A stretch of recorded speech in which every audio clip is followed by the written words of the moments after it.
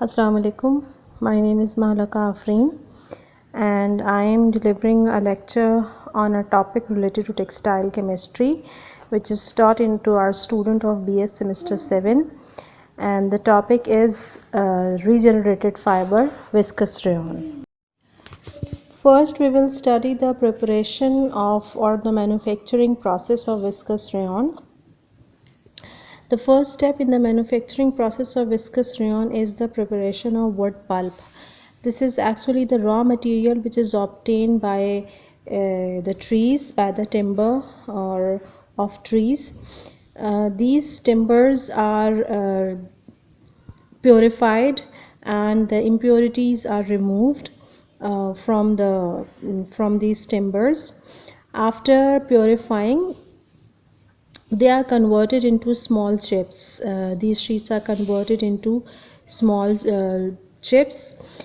These cutted pieces or chips are treated with a chemical named calcium bisulfide, and it is cooked under pressure with this calcium bisulfide for 14 hours. This whole process is done for the purification of cellulose present in these chips or in these sheets.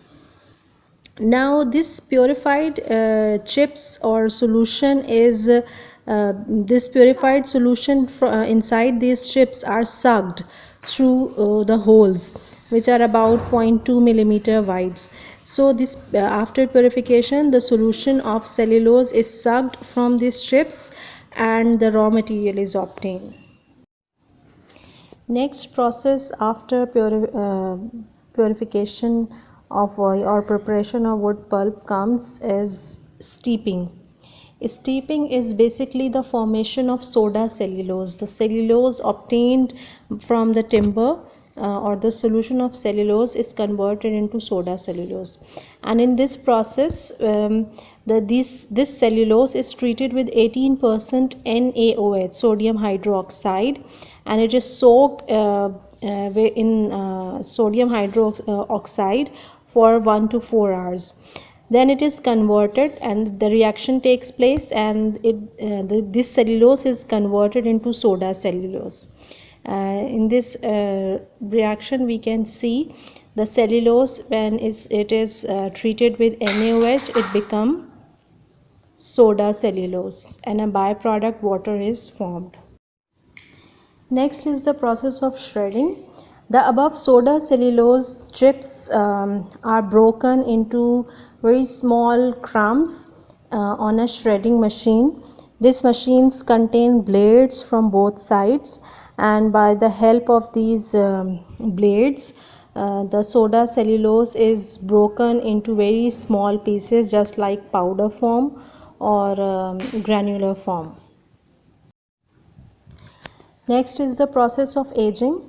In this process, the above powder form crumbs are stored for 40 to 80 hours in normal atmospheric oxygen.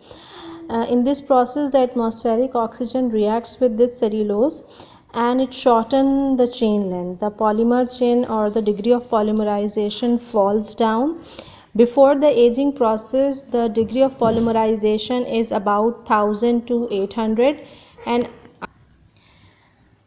after 40 to 80 hours this degree of polymerization falls and it becomes 3 for 15 number. Next step in the manufacturing of rayon fiber is the preparation of sodium xanthate. After aging, the soda cellulose crumbs are treated with 10% of carbon disulfide. This 10% is dependent upon the weight of crumbs.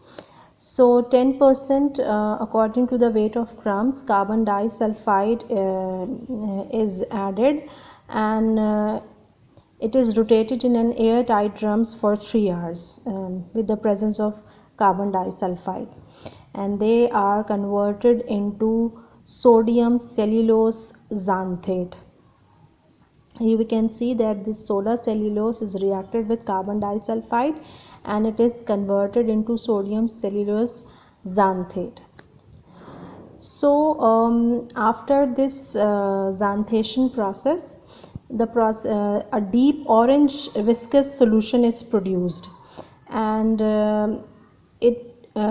this solution is produced without any formation of byproduct. Only sodium cellulose xanthate is produced and no byproduct is formed. Next step is mixing of sodium cellulose xanthate in sodium hydroxide solution. In this process, the sodium cellulose xanthate is mixed with 6 to 8% of sodium hydroxide solution, and the process takes place about 4 to 6 hours. By this process, the solution is converted into a clear brown, thick or viscous liquid.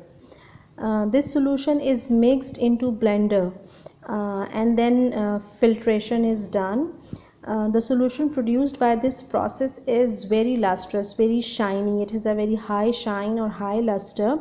So if a producer do not want to create any shine or luster in his product, he can deluster this his product by adding titanium dioxide, 2% of titanium dioxide in the solution, and in this way the solution is deluster, or the luster is removed from the solution. Next process is ripening, which is somehow like the process of aging. In this process, the solution is left for 4 to 5 days at a temperature of 10 to 18 degrees centigrade, and the purpose of this process is, number one, is to reduce the degree of polymerization. The degree of polymerization at the process of aging was 350, which again reduces in this ripening process and becomes 270.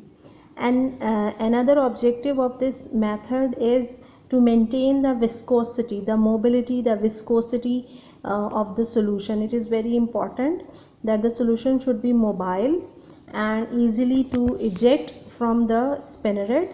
So here this viscosity is maintained and the solution becomes very mobile. The next step in the manufacturing of rayon is reaction of this sodium cellulose xanthate with sulfuric acid solution. Here the sodium cellulose xanthate is mixed with sulfuric acid, and the original cellulose is obtained, and finally we have that original cellulose, and the byproduct are sodium sulfide and carbon disulfide. In this slide, the whole manufacturing process is explained with the help of diagram. All the steps are expressed here in the form of picture, which we can see. In first step, the pulp or sheets were produced. Next was the steeping process. Then comes the shredding, aging, xanthation process, and preparation of sodium xanthate process, mixing with dilute NaOH solution, ripening process, and finally it goes for wet spinning process, which will be discussed in the next slide. So this is the whole pictorial form of the manufacturing process of rayon, which is easily to understand, and with the help of this diagram students can easily understand and explain the process of manufacturing. This is the wet spinning process which is applied on rayon. As we have discussed in our previous lecture, the process of wet spinning, in which the polymer solution or the fiber forming solution is ejected through the spinneret, and as the solution is ejected through this spinneret, it becomes in the filament form and get contacted with acid bath or coagulation bath. The main purpose of treating these filaments with this acid bath or acid solution is to solidify and dry the fiber completely from outside till inside structure of the fiber. After this coagulation process, the fiber comes out from the bath. It is contacted with normal air, and the fiber dry, and stretching is applied, and finally the rayon fiber is ready, rayon filament is ready for manufacturing process. Next we will study the acetate rayon. Acetate rayon are also the cellulose derivatives, but their characteristics are somehow different with other cellulosic fibers such as cotton, rayon, linen, jute and other cellulosic fiber.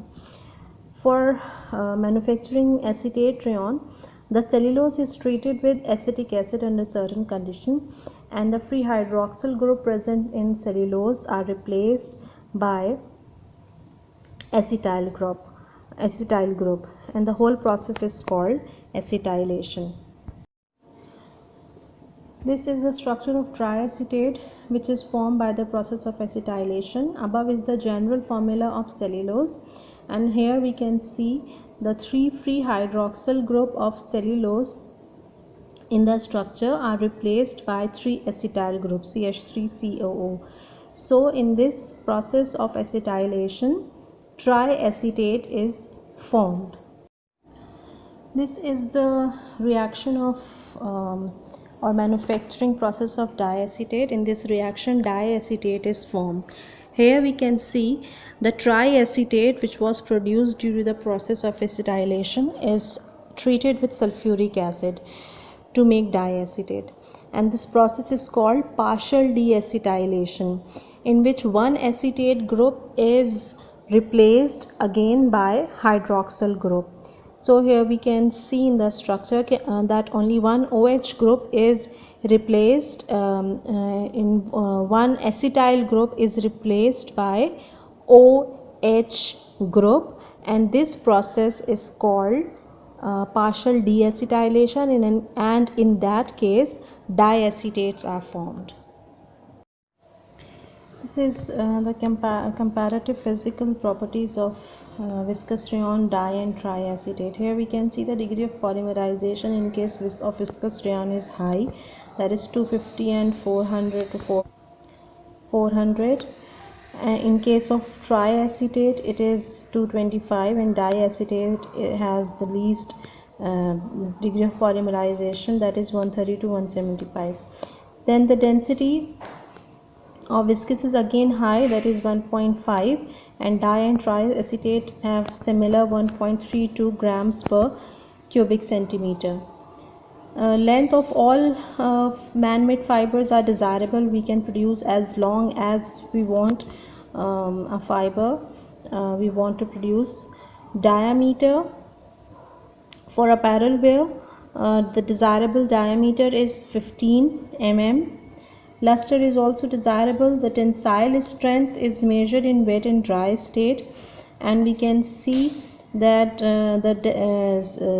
in viscous rayon dry tenacity is 2.6 grams per denier and wet is 1.4, which is the highest strength among all three fibers.